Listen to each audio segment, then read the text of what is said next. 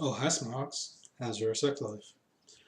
Alright, so Fastlane, which for at least about, I'd say, the first half of the show, what should have been called WWE Filler, because that's exactly what it was, just filler. But anywho, you had the pre-show, you had Rusev and Nakamura, who are a tag team because reasons, I guess, taking on Xavier Woods and Big E of the New Day. And I didn't see the match, so I can't really judge it. But the New Day did pick up the victory after Woods hit the up, down, down on Rusev. Which, by the way, I can't take that name seriously. Not because of Xavier Woods' YouTube channel, but because of stuff that got leaked like 2 years ago. But anyways, back to this. We kicked off on the main show. We had a tag team title match play at The Miz in his hometown of Cleveland, Ohio. Miz and Shane McMahon, excuse me, versus the Usos for the tag team titles. George Mazan and aka Mr. Mazan and aka the Miz's dad was in attendance, and yeah, the Miz's dad's a real MVP. All right, that guy's awesome. Anyways, moving on. So this match was actually pretty good. Not too shabby. I think they told a pretty good story. I'm not gonna lie. Not a bad way to kick off the pay-per-view, in my personal opinion. The Usos were basically heels because of the fact The Miz was in his hometown, so it made sense. What didn't make sense is I'll get to something in a little bit, but the Usos did retain after Jimmy Uso hits the frog splash on The Miz and gets the victory. So your winner and still tag team champions Jimmy and Jay Uso. So, and of course after the match, The Miz goes over to his dad, Dad Miz. Mr. Mizanin looks very proud of his son. And then we all knew a heel turn was coming. But we thought to ourselves, what if the Miz turned heel on Shane? I know it's in Cleveland, and maybe the crowd would be cheering for that, not necessarily booing. But no, we have to have Shane turn heel on Miz instead of the other way around because reasons. Now, don't get me wrong, Shane as a heel was good. If you remember back in the day, Shane was a pretty good heel. Shane could be a good heel, he could be a good babyface. Miz is a great heel. Babyface, there's a lot to be desired. Miz is a babyface. But again, it was in his hometown. His reality show is coming up, his new season, Miz and Mrs. So I'm sure WWE will be shilling that soon and promoting it with him as a babyface. But still, I mean, don't get me wrong. Miz and Shane should be good at me. This match was good. Miz and Shane should be good at me. But I can't help but feel like they got it backwards on the heel and babyface roles. And I feel like the last few years, particularly, WWE has had a habit with this. But moving on, we have the SmackDown Women's Title match.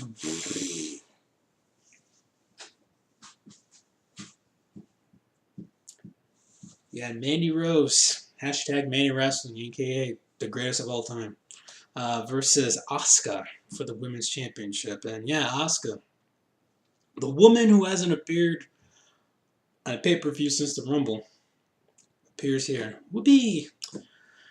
So this match happened. This match was really nothing really spectacular per se. I mean, it was kind of okay. There was one spot when Asuka did a kick, and she literally hit freaking Mandy Rose in the face with it. And let me just say this real quick. Had this been anyone else, particularly someone like, let's say, Nia Jax, for example, Smarks would be up in groves, freaking protesting, screaming, yelling, keyboard flaming warriors, and all that crap about it. But if Asuka does it, it's perfectly okay. Which, by the way, Asuka actually has a history of injuring talent on the roster. But, it's okay. She's an indie darling. She gets a free pass. Because, lol. She's an indie darling, so she gets a free pass. Anyways, this match with the ending was pretty stupid.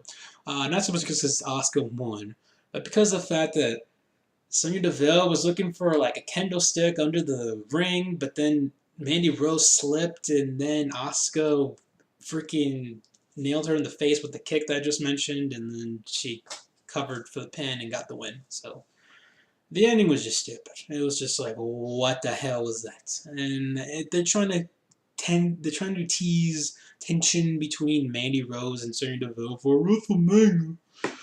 Look, they tried doing this last year.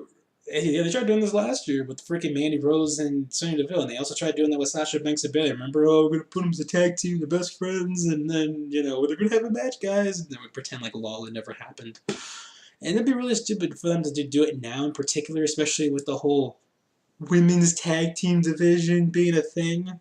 It just makes no sense because they're actually one of the few tag teams they actually have in the female division that's not like lol, we're just throwing it for kicks. But anyhow, so that was that. And then we go on to Big E and Xavier Woods.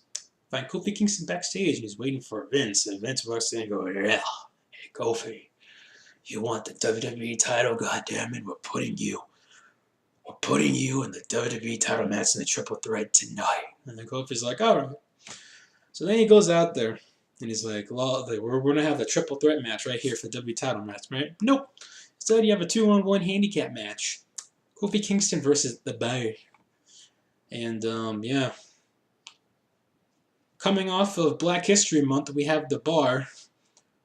Two white guys beating up on one black guy, Kofi Kingston. And The Bar win. I get they're saying, oh, we're not going to give you Kofi's title match now. We'll give it to you at Mania. But my God. Oh my God. And I know I guess supposedly this was supposed to be Retribution because Kofi interfered and Nakamura and Rusev match with the other New Day members of Big E and Xavier Woods. But my God. Yeah. God damn it, Vince. Anyways, we had Elias come out, which, by the way, this was the second time, I must have to mention. Those are like half right of the pay-per-view. And Elias came out for a second motherfucking time. And he talks about how The Miz should be careful.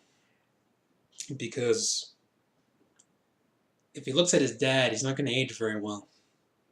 He talked about how he's a fan of the Pittsburgh Steelers and he got heat. Because the Pittsburgh Steelers and Cleveland Browns are known to be such great rivals. And I know what people are going to say. Oh, the Cleveland Browns have gotten better, man. They're the same division as the Steelers. Yeah, they still suck compared to the Steelers, though. So anyways, moving on. I guess Shane McMahon was interviewed backstage by Kayla Braxton. And she's like, oh, why'd you turn the back on The Miz? And Shane's just like,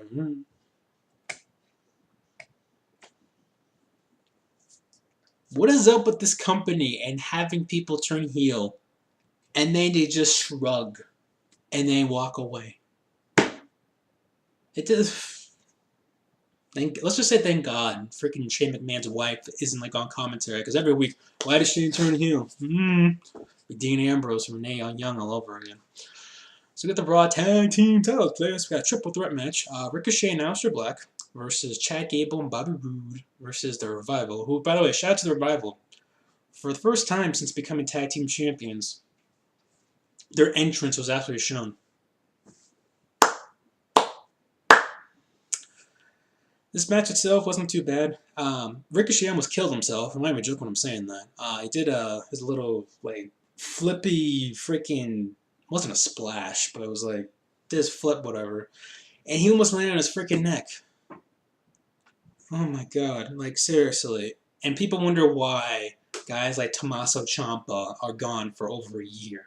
It's because they do stupid, unnecessary flips like this to try to get themselves over. Because the WWE doesn't feel like, no, we're not going to do character development. We're going to do like the indie shit where it's like, lol, we're not going to give them character. We're just going to say, oh, they're a good wrestler. Look at this, man. And try to get them over. And here comes Smarks in the comment section going, you know what you're talking about, man. The new era of wrestling. Well, this era sucks. Alright. So anyways, this match happened, and it was a pretty good match. A lot of high spots. I still don't get the idea of Aleister Black and Ricochet being a tag team. To me, it's like you have two single competitor guys who have like nothing in common other than them doing like acrobatic shit, and that's it. But anyway, that's a tag team, lol. And the Revival did win, though, however, after the Revival hitting the Shatter Machine on Chad Gable for the win. And you think, okay, well, the Revival won a pay-per-view. Not bad. I was thinking the same thing. I was tweeting out perfectly fine. Everything was hunky-dory. Yeah, and then they got their asses kicked after the match because Ricochet hit the big 630 dash, and then, yeah, Bobby Roode hit the Glorious DDT on Scott Dawson. So, woo! Raw Tag Team Champs, everybody. God. So, you're probably wondering, hey Chris, wasn't there supposed to be a pre-show match between one Andrade versus Rey Mysterio? Yes, there was. However, because this is WCW 2000 booking apparently, fuck matches that were supposed to be advertised. We're just gonna add matches in between there. So it's not the first and last time it's gonna happen tonight, by the way. Fatal 4-way for the WWE United States title match. Yeah, you heard that right. R-Truth versus Andrade versus Rey Mysterio versus Samoa Joe, a.k.a. rematch from SmackDown Live. And the match wasn't even as good as it was on SmackDown. But anyways, this match happened. You had Carmella rapping. Yeah, that's what I need in my life. Carmella rapping. And there was one interesting spot when Zelina Vega hit a super kick on R-Truth. By the way, R-Truth, I looked him up. He's like 47 years old. The guy doesn't age, alright? Like, he still looks like freaking K-Quick from like 2001. Anyways, this match though was alright. Not bad. Samoa Joe gets the victory after basically hitting the Coquina Clutch on Rey Mysterio. So, again, okay match. Supposedly, we're going to get Samoa Joe versus John Cena at WrestleMania. They're going to take that with a grain of salt. Just because tonight taught us anything, I won't be surprised if they don't even know what the hell they're doing at Mania until it's like 8 p.m. Eastern. Actually, it might be 8 p.m. Western Pacific time, actually. Take that back. So then we go into the women's tag team title match. Lol. Yeah, Beth Phoenix on commentary. Remember that. Nia Jax and Tamina Snuka, a.k.a. the Samoan Cousins versus the Fangirls, Sasha Banks and Bayley, in the most, probably next to the United States Championship, the most worthless title in this company right now. They've only been around for like, what, a month? So, off to a great start, WWE. But like, guys, I said it before. They don't know how to book the men's tag team division. The fuck makes you think they're going to book the women's? But hey, I'm a misogynist sexist apparently because I hate women, which I've said before. I love women. In fact, that's a problem. I love women too much. Nothing wrong with loving women. It's just when you love women too much, it's like, ugh. So anywho, it gets into your head. So this match happened. Kind of boring to say the very least. Some botches, surprisingly. You have Nia Jax, and better yet, you have Sasha Banks. So, of course, you can have botches. And, yeah, again, this match is very boring. Bayley rolls up. Nia Jax for the win. Yay. So, congratulations, though, by the way. Congratulations to Sasha Banks for finally retaining a title on pay-per-view, nonetheless. Of course, you need to have a tag team partner to do it, but... You all want me to take Sasha Banks seriously. Okay. The boss that cries. And so after the match was over, Tamina killed Bayley. That was entertaining as hell. And Sasha Banks laid there dead. So for some reason, Beth Phoenix was all pissed off about this. So she got up. By the way, she's supposed to be retired, but anyways. She got her ass kicked. So Natalya naturally came out because her best friend goes out for the save. Gets her ass kicked as well. So I guess we're building up to Nia Jax and Tamina versus the reunion of the Divas of Doom, aka Natalya and Beth Phoenix. I wonder how the retired husbands who had the same exact injury, neck injury, feel about this, Edge and Tyson Kidd. But anyways. Whoopee. So then we go into the triple threat WWE title match. You're probably thinking, wait a minute, Kofi Kingston just had a match. How's this a triple threat? Remember when I said they make up matches as they go along tonight? Strikes again. We get Daniel Bryan defending the WWE Captain Planet Recycled Championship versus Kevin Owens, who thinks he's Stone Cold Steve Austin now with the stunner. I don't know. Whatever. And Mustafa Ali, who got no reaction whatsoever. No one gave a shit in Cleveland that Mustafa Ali was. I guarantee you most people were like, who the fuck is this guy? This is what happens when he's been injured for like a month. It comes up from 205 Live, has no gimmick other than doing a flip. And I said this to my buddy on Twitter earlier. Mustafa Ali is pretty much Ricochet, just smaller. Can't cut a promo, flippity flip flip flip, gets injured, has no character. The only difference is people actually know who Ricochet is, and Ricochet at least got some reaction. Mustafa Ali can't even get a reaction. And again, if Ricochet was injured for over a month, I guess he might not get a reaction too. So anyways, you have the triple threat match. Indie Fest galore here. Bryan Danielson, Kevin Steen, and Mustafa Ali. Whoopee! This match, though, I'm not going to shit on it. It was decent. I'm not going to, typical indie stuff, but it was alright. I'm not going to say, oh, this match sucked. This match was good. Not bad. But, yeah, it was something else. And to be fair, Mustafa Ali does have a point for being in the match because of the fact that he did pin Bryan a couple times. One-on-one in a tag team match play on SmackDown Live. So, and we all know that Mustafa Ali was supposed to have Kofi Kingston's spot, but none of that cluster mess because this pay-per-view and heading up to Mania isn't already much of a clusterfuck as it is. See, I was gonna hold back on the swearing as I usually do, but tonight is just like, yo, I don't give a shit anymore. It's like Brock Lesnar, I don't give a shit about your kids. So, anyways, Daniel Bryan got the flying knee on one Mustafa Ali, and got the victory. So, yeah, that's pretty much it. So we're getting like a fatal 4-way or a 5-way match, fatal 4-way match at Mania with like Kofi Kingston, Kevin Owens, Mustafa Ali, and Bryan himself. I have a gut feeling we're gonna get that. Speaking of that, oh fuck off. Thank God this wasn't the main event. I don't care what anybody says. Thank God this was not the main event. And I heard all week, no, this should be the main event. No, thank God this was not the main event. Becky Lynch versus Charlotte Flair, probably the worst match they've ever had with each other. And it's too bad too, because in the fall they actually had some pretty solid matches, and I get it.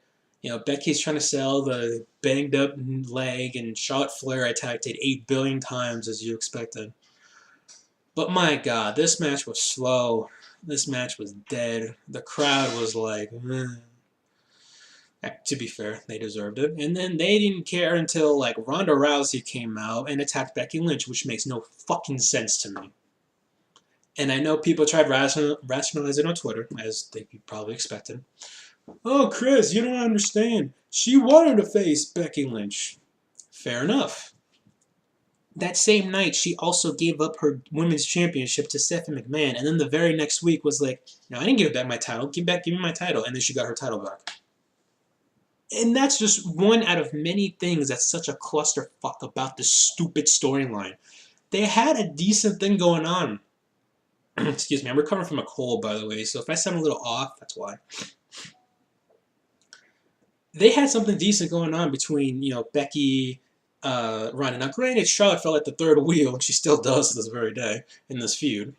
But nonetheless, they fucked it up so much with this whole, she's vacating it, she's not vacating the belt, we're going to have Becky and Charlotte for the belt at Fastlane. Just kidding, no we're not, because we're giving the belt back to Ronda. Ronda's a heel, because before she was a babyface when she was smiling and, giving high fives to the fans, and it's just, oh my God. And then you have Charlotte, who hasn't won a match since like the end of last year, I shit you not, but then you have Becky, who won the Rumble, but Becky in the early of the night lost, tapping out to Asuka, and it's like, oh my God. They fucked this up royally. And I can only question, can they fuck it up even more? And I want to say no. But knowing this company, they will. They'll find a way, god damn it. Because, lol. And to think, this is your main event. This is the match that's supposed to be main eventing, advertised for like a year now. Minus Becky, but then, then they said, oh, we're still going to put Becky in there because, lol. And remember, the crowd was dead. Mania, I'm sure you're going to have Smarksman like, oh my God, this is great. But there's going to be a lot of fans, too. They're going to be like, what the fuck is this? And it's too bad, too, because you actually have 3 females who could work well in the ring. Charlotte, Becky, and Ronda. So it's not like, oh, they're god-awful. But you fuck this storyline so much that it's like, a lot of people who are interested in the match are no longer, or they're barely interested in the match because of so much fuckery. It's funny too because this is a company that's usually like, oh, we don't care about storylines. We just care about the story of the matches themselves. Okay, for once you try to care about the storyline, but then you took it to the extreme of just making it like nonsensical to the point where it's like, why? God, I'm sorry about that little rant. I just felt like I needed to say that. If you have a different opinion, more power to you. There's no right or wrong answers. I'm a motherfucking professional wrestler, for crying out loud. Again, I'm recovering from a cold, alright? So I apologize for that. So you have Elias coming out. Again, take a shot for every time Elias comes out here tonight. It should become the Elias show. I'd be cool with that, actually. Elias is cool in my books. Anyways, so Elias comes out. He's performing another song. Finally gets interrupted. This time by Lacey Evans, because Lacey Evans just comes out and, you know, she's the Southern Belle.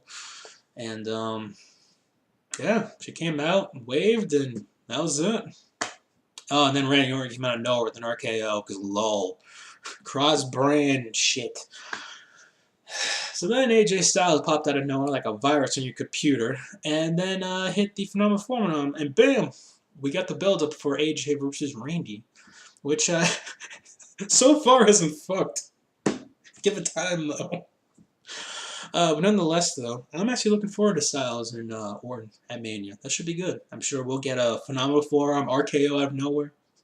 And I think we've already had that before, but I'm sure they'll be all like, oh, it's never happened before with our WrestleMania moment. So, whatever. But again, that should be looking forward. And also, apparently, we're getting Bobby Lashley, I'll be son of a bitch, versus Finn Balor for the IC title on Raw.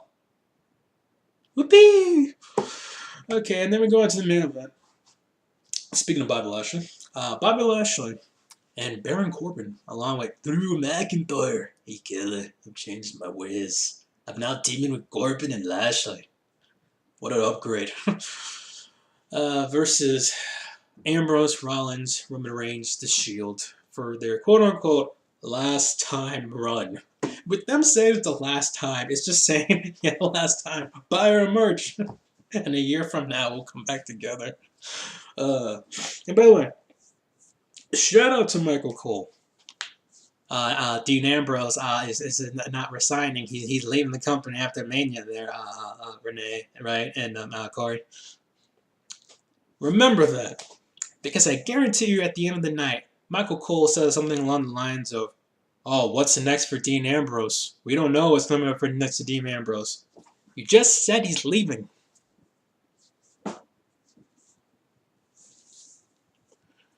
Do you want to know why I feel conflicted about this show? You had good matches, but the storylines and everything outside of it makes me want to bash my skull into a goddamn wall. Wall. Sorry, I had to. So anyways, Shield versus McIntyre, Corbin, Lashley. Not a bad match. But what was interesting was at this time, for at least my time personally, it was like 7:15, which means it was like 10:15 Eastern Standard Time. And I was going, oh, fuck. They're really about to go 45 minutes? Because this is the main event. So either that or someone's turning. And I'm thinking, well, Rollins has done it. Ambrose has done it. Roman literally just came back from leukemia, so him turning the Shield would be so fucked up, it's not even funny. But you know what? Knowing this company, they'll go for it. By the way, no Leo Rush with Bobby Lashley in this match. It's kind of weird. Lashley. Okay. This match itself is pretty good, not too bad. There's one spot that was interesting. They were on the outside. It's kind of the, I think it was like, was it the Payback 2014 spot when it was Evolution versus the Shield?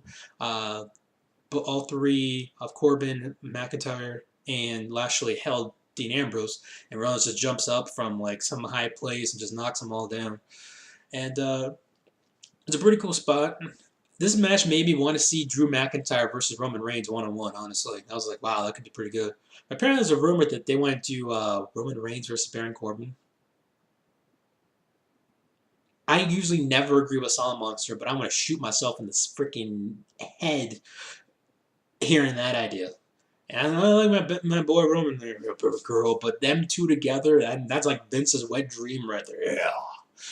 Lone wolf, big dog, oh fuck. And a cage match. That's all that needs. But back to this. Again, pretty solid match. Thank God, again, this main evented over freaking Charlotte and Becky. I'm not being booked fifth. But you see how that match was booked? Exactly. Imagine that being the last taste of this show's now type of deal. Lol, that's what she said.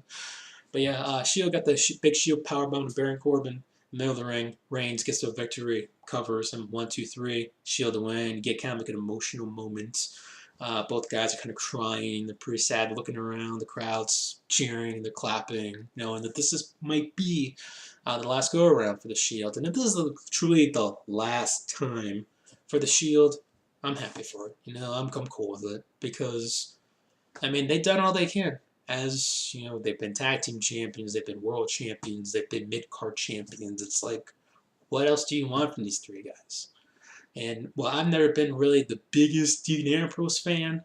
He's had his moments. Seth's had his moments. We all know Roman's had his moments. So, again, I'm cool with it. No biggie. Overall, this show kind of a mixed bag again because the matches themselves are pretty good. I think the ending in itself with the Shield kind of left a better moment for the show for me. Like it made me feel better about the show, put it that way. And overall, I'd say it's a passable show. But again, the one big complaint I'll have is the clusterfuck of storylines and again, they're building up storylines. Cool, fine. But these storylines could be built up so much simpler. But then I guess, I don't know, you have Bruce Pritchard and Jeff Jarrett now, I guess, doing creative, that you gotta make it as complex as fuck now and have, some stupid endings to certain matches, like, even though it's predictable, the Charlotte and Becky match, you had the Asuka and Mandy thing that was just weird, and most of the women, but nonetheless, it's there. You know what I mean? It's supposed to be a filler show before 4 weeks. The WrestleMania, yeah. So it is what it is. But again, I enjoyed the show. It wasn't bad. Probably the best show actually overall, I think, of WWE. Because the Rumble, I thought it was okay, not great. I did not like Elimination Chamber. I know a lot of people did. Me, it was just dumb. But for me, Fastlane gets a pass. Will WrestleMania get a pass? Ooh, that's the $1,000,000 question. That and wondering why this video is about 27.5 minutes long. Probably because I went long on that freaking Becky, Charlotte, and Ronda Rousey rant. Anywho, that's it for me. Hope you guys enjoyed this video. What you guys think of Fastlane? Comment down below. If you have not subscribed, go for it down there. Follow me on Twitter. That link's down in the description box. I am out. Peace. Have a good night. Stay safe. Yo.